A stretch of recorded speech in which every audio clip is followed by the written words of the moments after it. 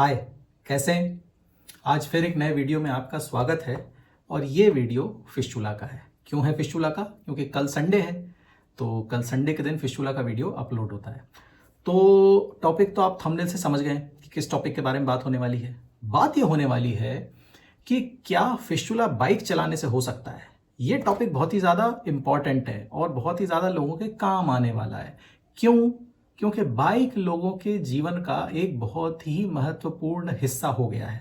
ठीक है, 70-80% लोग जो हैं वो अपने सारे काम बाइक से करते हैं। ठीक है, चाहे वो ऑफिस का काम हो, चाहे वो घर का काम हो, चाहे वो पर्सनल काम हो, चाहे वो घूमना हो, या चाहे वो शौक हो, किसी भी तरह से बाइक का बहुत ज़्यादा यूज़ करते हैं। ठीक है, और ये टॉपिक इसलिए इम्पॉर्टेंट हो जाता है क्योंकि बहुत सारे पेशेंट ऐसे हैं जिनको फिस्टुला हुआ है और वो बहुत ज़्यादा बाइक चलाते हैं। ठीक है, तो ये मेरे पास क्वेश्चन भी बहुत ज़्यादा आ रहा था कि डॉक्टर साहब क्या बाइक चलाने से भी फिस्टुला हो सकता है। तो इस वीडियो में मैं आपको ये क्लियर करूंगा कि बाइक चलाने से आपको फिस्टुला कैसे हो सकता है। ठीक है, ऐसा नहीं है कि हमेशा ही हो, लेकिन पॉसिबिलिटी हो जाती है ना। तो उस चीज़ को मैं आपको समझाने की कोशिश करूंगा ताकि आपको पता रहे कि आप बाइक चला रहे हैं तो उसके क्या नुकसान हो सकते हैं। ठीक है, देखो काम तो आपको करना ही है ना, काम तो आपको करना ही, जिसका जो जॉब है वो तो करना ही है।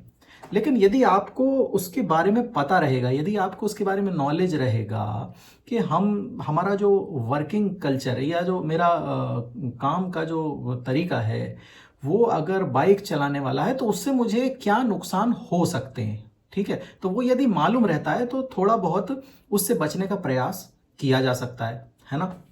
तो चलो वीडियो को शुरू करते हैं। और देखिए क्या होता है कि अगर मुझसे कोई सीधा प्रश्न करे कि क्या बाइक चलाने से फिस्टुला हो सकता है, तो मैं कहूंगा कि हाँ, पॉसिबिलिटी तो है, बाइक चलाने से फिस्टुला हो सकता है। अब कैसे हो सकता है? तो देखो क्या है, बाइक का जो पोस्चर है, जिस पोस्चर में बैठते हैं बाइक पे, तो दोनों पांव जो हैं वो हमारे बाइक के अगल बगल हो जाते हैं।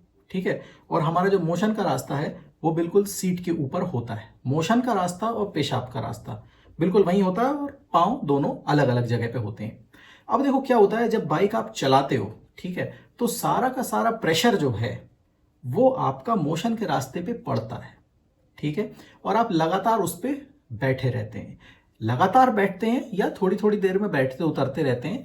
ये दोनों ही स्थितियां जो हैं वो खराब ही हैं। चाहे लगातार लंबे समय तक बैठ के गाड़ी चलाएं या थोड़ी थोड़ी देर में उतर उतर के बैठ के गाड़ी चलाएं, थोड़ी देर रुक गए फिर उतरे फिर चढ़े, फिर थोड़ी देर गए फिर विजिट किया फिर उतर गए फिर चढ़े, वो भी, और लगातार बाइक चलाना वो भी। और तीसरी चीज कि बाइक बहुत ही ज्यादा खराब रोड पे चलाना। ठीक है, ये तीन चीज बाइक में आपको नुकसान करेंगी। ठीक है, तो अब क्या नुकसान होता है, देखो जब आप बाइक चलाते हो और आप मोशन के रास्ते के ऊपर ही बैठ जाते हैं बिल्कुल आप सीट पे, और मैं एज्यूम कर रहा हूं नॉर्मल सीट्स जो नॉर्मल बाइक्स में आती हैं, मतलब 125 सीसी 150 सीसी की जो बाइक्स होती है, मैं किसी का नाम नहीं ले रहा, नाम अपने को क्यों लेना कि किसी बाइक सीट कैसी है, मैं आपको सीसी के हिसाब से बताता हूँ। 125-150 सीसी की जो कॉमन बाइक्स हैं, है ना, बड़ी बाइकों में थोड़ी सीटें अच्छी होती हैं वो एक अलग बात है, लेकिन प्रॉब्लम तब भी है, लेकिन इन जनरल बता रहा हूं मैं, 90% बाइक्स जो हैं वो सारी की सारी इसी रेंज पे है ना, 100 से 125-150 सीसी के लगभग मोस्ट ऑफ दी बाइक्स हैं और उनकी सीट्स हैं। तो ज़्यादातर लोग उनको चलाते हैं। तो क्या होता है, जब चलाते हैं और जब बैठते हैं तो लगातार मोशन के रास्ते में ना जर्क पड़ता रहता है। ठीक है, अब सीट यदि कुशनिंग अच्छी होगी तब तो ठीक है, कम जर्क पड़ेगा, लेकिन नॉर्मल यदि सीट है जो कि आपको स्टैंडर्ड मिलती है उस पर बैठेंगे तो उसमें ज़्यादा जर्क लगता है। तो खैर ज़्यादा जर्क और कम जर्क तो लग ही रहा है ना, तो पॉसिबिलिटी तो है। तो कम लगने से या ज़्यादा लगने से कोई फर्क नहीं पड़ता, जर्क तो लग ही रहा है। ठीक है, और रगड़ भी लगातार पड़ रही है। होता क्या है कि जब लगातार जर्क और रगड़ मोशन के रास्ते में ऐसे ऐसे ऐसे ऐसे ऐसे ऐसे ऐसे ऐसे ऐसे ऐसे ऐसे ऐसे ऐसे ऐसे ऐसे ऐसे आप गियर बदलते हो, ब्रेक लगाते हो, अचानक से ब्रेक लगाते हो, एकदम से पिकअप लेते हो, कुल मिला के आपके मोशन के रास्ते पे बहुत ज्यादा प्रेशर उसमें लगातार पड़ता रहता है। ठीक है, होता क्या है कि फिर उसमें होने लगता है दर्द। कभी कभी आपको दर्द महसूस हुआ होगा।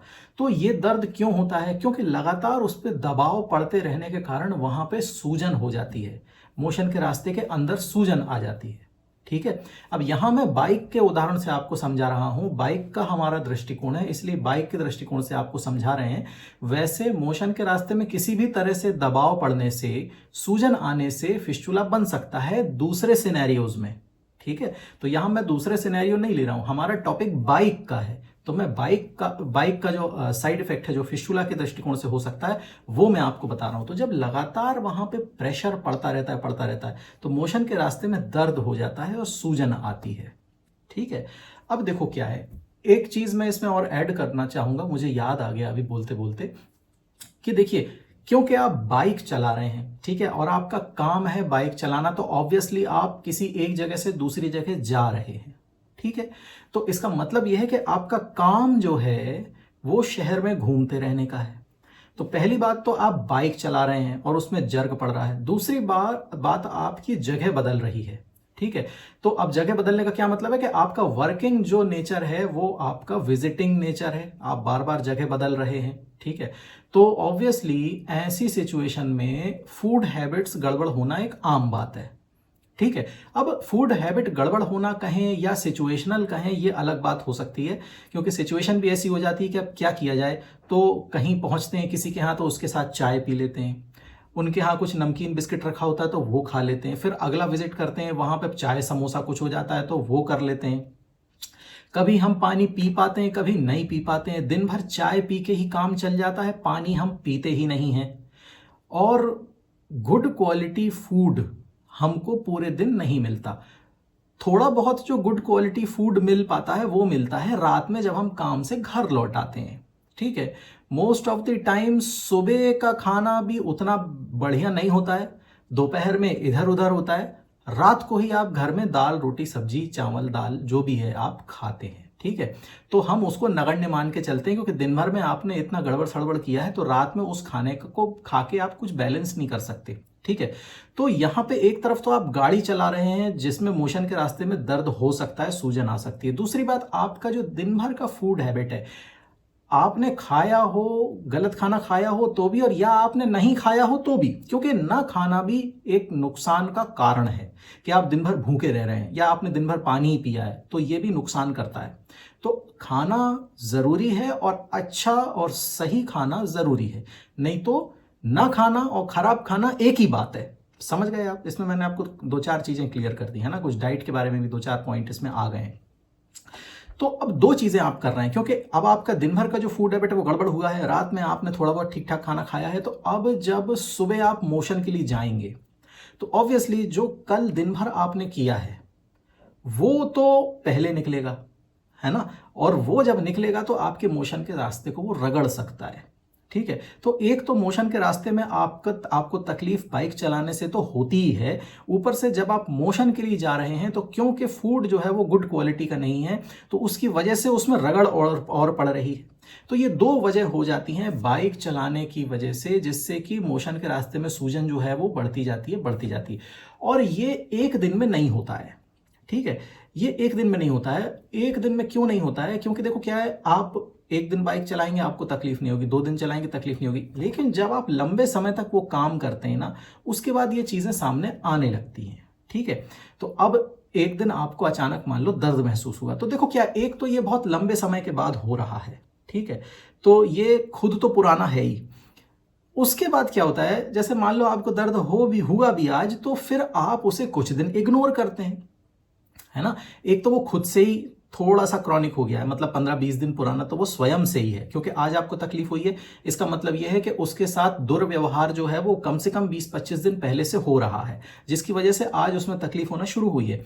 और क्योंकि आपको लग रहा है कि आज से तकलीफ होना शुरू हुई है, तो आप उसे कुछ दिन टालते हैं कि आज ही तो तकलीफ हुई है, देखते हैं कल क्या होता है, देखते हैं परसों क्या होता है, देखते हैं नरसों क्या होता है। और चेंजेस आप अपनी लाइफ स्टाइल में या खाने में या काम में या बाइक चलाने में कुछ करते नहीं, क्योंकि अभी आपने उधर शक ही नहीं किया है ना, कि ऐसा भी हो सकता है। तो देखिए 3-4 दिन 5 दिन आपके इस तरह से उसमें जाते हैं। उसके बाद जब आपको लगता है कि नहीं यार कुछ सीरियस बात है ना, कुछ बात हो सकती है, क्योंकि मेरा दर्द जो है वो कम नहीं हो रहा है, मोशन करते समय भी दर्द होता है, बैठने में भी तकलीफ होती है। उसके बाद भी आप क्या करते हैं, उसके बाद भी आप उसे बहुत सीरियसली नहीं लेते हैं। उसके बाद आप मेडिकल स्टोर जाते हैं, ठीक है, आप वहां से कुछ छोटा मोटा इलाज करने की कोशिश करते हैं कि यार मैं कोई क्रीम ले लूं, या मैं कोई टैबलेट खा लूं, या किसी तरह से गर्म पानी की सिकाई कहीं कर लूं। अगर मेडिकल स्टोर में एडवाइस कर दिया तो आमतौर पे क्योंकि इतना नॉलेज है तो वो कर देते हैं, बोले गर्म पानी की सिकाई कर लेना और ये क्रीम लगा लो और ये टैबलेट खा लो 3 दिन की, और कभी कभी एंटीबायोटिक भी दे देते हैं, है ना। तो अब देखो क्या होता है कि ये एक कॉमन ट्रीटमेंट है ना, बिना देखे अंदाजे से दे दिया गया है, ठीक है। तो आप अब देखो कोई भी ट्रीटमेंट 3 से 5 दिन का तो होता ही होता है, ठीक है। तो यदि किसी ने दवा आपको दी है तो आप उसे 3 दिन खाएंगे या 5 दिन खाएंगे, ठीक है। तो एक तो वो प्रॉब्लम हुई है 20 दिन में, 25 दिन में, 7-8 दिन आपने उसमें निकाल दिए तो कितने हो गए, मान लो कि इधर 23 दिन मान ले और उधर 7 मान ले तो हो गए 30। और उसके बाद आपने जो दवाइयां शुरू करी तो फिर आपने उसको 7 दिन खाया, क्योंकि वो मेडिसिन रिलेवेंट नहीं है कि आपको प्रॉब्लम क्या है और मेडिसिन क्या दी हुई हैं, रिलेवेंट नहीं है, और परहेज आप उतना कर नहीं रहे हैं, तो आपके वो 10 दिन और निकलते हैं, ठीक है। क्योंकि आप बीच में कभी दवाई खाते हैं, 1-2 दिन खाते हैं, अच्छा लगता है, फिर बंद कर देते हैं, 2 दिन बाद फिर होता है तो फिर वही दवाई खा लेते हैं, वही जो आपके पास पड़ी हुई है उसी में से निकाल के फिर खा लेते हैं, 2 दिन बाद फिर खा लेते हैं। तो मैं 10 दिन मान के चलता हूं कि आप 7 दिन की या 5 दिन की दवाई को 10 दिन तक खींचते होंगे, खींच सकते हैं ऐसा, मतलब ये मैंने देखा है, ये मेरा अनुभव है कि पेशेंट जो है 4-5 दिन की दवाई को 10 दिन आराम से खींच लेते हैं, बीच बीच में खा के बीच बीच में छोड़ के, जो कि तरीका हालांकि गलत है। अब इस पे मैं कभी वीडियो बनाऊंगा तो मैं बना दूंगा कि दवाइयों को छोड़ छोड़ के खाने से क्या नुकसान हो सकते हैं, तो एक अलग बात है, कभी देखूंगा। तो अब आपने स्वयं से इस बीमारी को कम से कम 1 से लेके 1.5 महीने तक पुराना आपने कर लिया है, ठीक है। अब क्योंकि दवाई अपना कुछ ना कुछ काम करती है तो आपको थोड़ा बहुत आराम मिला, फिर बात निकल गई, फिर बात आई गई होगी, बात आई गई होगी। फिर जब उसमें इन्फेक्शन बहुत ज्यादा हो जाता है, ठीक है। अब इन्फेक्शन कैसे होता है एक सूजन में, ये एक अलग से बड़ा टॉपिक है कि मोशन के रास्ते में सूजन आई है, दर्द हो रहा है, तो उसमें पस कैसे पड़ गया, ठीक है। ये एक डिफरेंट टॉपिक है। थोड़ा सा आपको मैं ऐसे ही नॉर्मली बता देता हूं कि देखो क्या होता है, सूजन आती है ना, तो जो स्किन का जो बैरियर होता है, जो बाहर से बैक्टीरिया को अंदर आने से रोकता है ना, ऐसे स्किन के कई सारे बैरियर होते हैं, 5-6-7 बैरियर होते हैं स्किन के, कई लेयर्स होती हैं, डेड सेल होती हैं, उसके बाद उसका खुद भी एंटीबैक्टीरियल सिस्टम होता है, उसमें कुछ पीएच मेंटेन करके एसिडिक लेयर भी, मतलब ऐसी बहुत सारी चीजें होती हैं, कोई लेयर्स होती हैं, प्रोटेक्टिव लेयर्स होती हैं। तो वो जब इन्फ्लेमेशन होता है तो वो कॉम्प्रोमाइज होती हैं, ठीक है। जब वो कॉम्प्रोमाइज होती हैं तो बाहर का बैक्टीरिया जो है ना वो अंदर चला जा सकता है, ठीक है।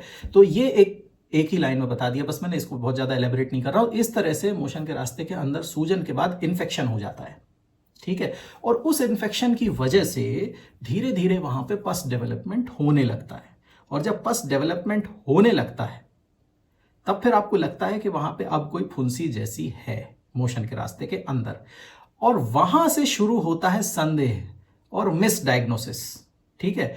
संदेह और मिस डायग्नोसिस क्या शुरू होता है, वहां से लोग समझते हैं कि यार मुझे फिशर हो गया है, ठीक है, और वहां से फिशर और पाइल्स का ट्रीटमेंट शुरू हो जाता है, ठीक है। अभी तो केवल सूजन की दवा ले ली, गर्म पानी की सिकाई कर ली, लेकिन उसके बाद लोगों को लगता है कि मुझे फिशर हो गया है या हो सकता है मुझे पाइल्स हो गया हो, और वहां से फिर उसका गलत दिशा में इलाज शुरू हो जाता है।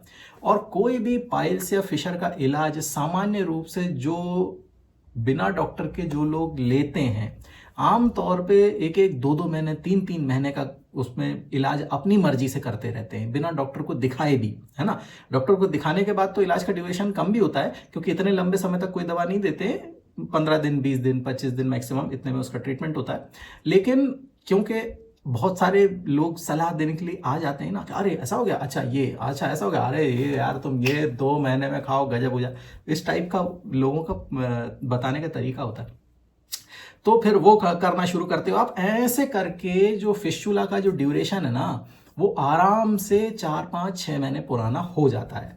और जब 4-5-6 महीने बीत जाते हैं तो उसका प्रॉपर एक क्रिप्ट बनता है, एक बढ़िया इन्फेक्शन सोर्स बनता है, उसका ट्रैक बनता है, और मोशन के रास्ते के बाहर एक फुंसी बनती है, और वहां से पस आना शुरू हो जाता है। ये मैंने आपको बिल्कुल शुरुआत से लेके उसके अंत तक पूरा मैंने आपको इस वीडियो में बताया है अभी तक, ये पूरी स्टोरी कि बाइक चलाने से लेकर के एक फिस्टुला कैसे होता है, इसका एक समरी मैंने आपको इस वीडियो में बताने की कोशिश करी है ना। तो इसीलिए यदि आपका काम बाइक चलाने वाला बहुत ज़्यादा है, तो एक तो मैं सबसे पहले पेशेंट को एडवाइस करता हूँ कि भाई अगर बाइक चलाने वाला काम बहुत ज़्यादा है तो मैं सलाह देता हूँ कि भाई काम को यदि आप बदल लें तो बहुत अच्छी बात है, क्योंकि ये काम एक सीमा से ज़्यादा आप नहीं कर सकते। ठीक है, शरीर को नुकसान होने लगता है। ये तो मैं मोशन के रास्ते की बात कर रहा हूँ ना यहाँ पे, क्योंकि मेरा चैनल और मैं इसी चीज़ को देखता हूँ और इसी चीज़ का विशेष रूप से मैं इलाज करता हूँ, तो इसलिए मोशन के रास्ते की बात चल रही है, फिस्टुला की बात चल रही है। लेकिन आपको इस तरह के क्रियाकलाप से, बाइक आइक चलाने से आपको रीढ़ की हड्डी की प्रॉब्लम्स हो सकती हैं, आपको सर्वाइकल की प्रॉब्लम हो सकती है, बहुत सारी ऐसी चीज़ें हैं जिससे आपको लॉन्ग टर्म नुकसान हो सकता है ना। तो मैं सलाह देता हूं कि ठीक है, कुछ साल यदि आपने इस काम को किया भी है, कर भी लिया है, तो कोशिश करें कि बहुत ज़्यादा समय तक इस काम को ना करें, क्योंकि इससे बहुत ज़्यादा लॉन्ग टर्म नुकसान हो सकते हैं। फिस्टुला तो खैर है ही है, और फिर आपको रीढ़ की हड्डी से संबंधित समस्याएं भी हो सकती हैं, गर्दन से संबंधित समस्याएं भी हो सकती हैं।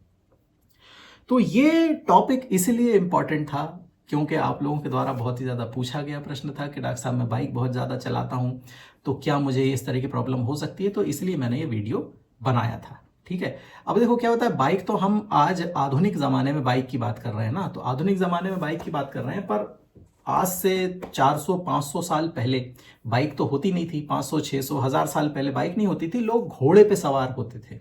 ठीक है, घोड़े पे जाते थे हर जगह। तो पुराने ज़माने में या जो बुक्स हैं, जो आयुर्वेदिक की हमारी जो बुक्स हैं, उसमें घुड़सवारी के लिए मना किया गया है। ठीक है ना, कि घुड़सवारी नहीं करना चाहिए, या घुड़सवारी से होने वाले कौन कौन से रोग हैं, है ना, ऐसा किताबों में वर्णित है, उसमें लिखा है, डिस्क्रिप्शन है उसमें कि घुड़सवारी से क्या नुकसान हो सकते हैं।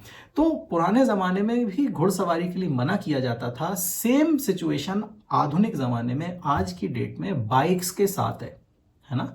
तो इसलिए होपफुली मैंने, मतलब ये जो वीडियो मैं आपको बनाया, होपफुली आपको समझ में आया होगा कि बाइक चलाना किस तरह से आपको नुकसान कर सकता है और किस तरह से आपको फिस्टुला भी हो सकता है, एक संभावना उसमें ऐसी है ना। तो होपफुली आपको बात समझ में आ गई होगी, और कोशिश करिए मैंने कि इसको बहुत ही सामान्य और बिल्कुल साधारण तरीके से आपको बिल्कुल सीधा सीधा बताऊं, ताकि बात आप तक पूरी तरह पहुंच जाए, है ना। तो होपफुली पहुंची भी होगी, है ना। तो चलो मिलते हैं अगली वीडियो में। अब अगला वीडियो हमारा आएगा आपके पास मंगलवार में ऑब्वियसली शायद मंगलवार पाइल्स का दिन है, तो पाइल्स का वीडियो आएगा। गुरुवार में फिशर का आता है, और रविवार में, जैसे आप ये वीडियो देख रहे हैं, तो ये फिस्टुला का आता है ना। तो चलो मिलते हैं अगले वीडियो में, तब तक के लिए टाटा।